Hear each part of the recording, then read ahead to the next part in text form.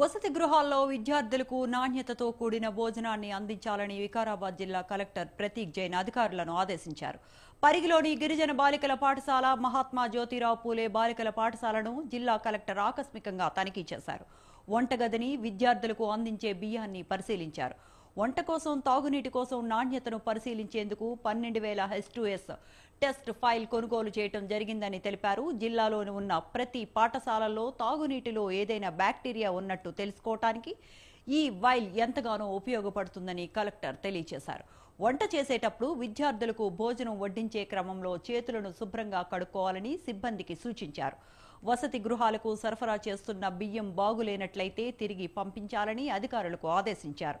విద్యార్థులకు ఎలాంటి అసౌకర్యం కలగకుండా మౌలిక సదుపాయాలు కల్పిస్తూనే అన్ని జాగ్రత్తలు తీసుకోవాలని కలెక్టర్ అధికారులను సూచించారు. ఈ బాటిల్ ఇవ్వడం జరిగింది. మన రూరల్ వాటర్ సప్లై దగ్గర ఉంటుంది. వైల్ అంటాము, H2S టెస్ట్ వైల్ అని. దాంట్లో బ్యాక్టీరియాస్ ఉంటాయి అన్నమాట.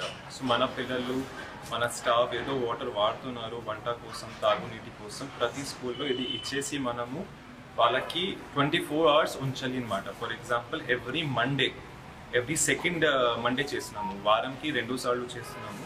దీంట్లో వాటర్ ఉంచితే 24 hours తర్వాత ఒకవేళ అది నల్లగా మీన్స్ బ్లాక్ అయితే that water is not fit for consumption అనమాట, అంటే హ్యూమన్ కన్సంప్షన్ అనమాట.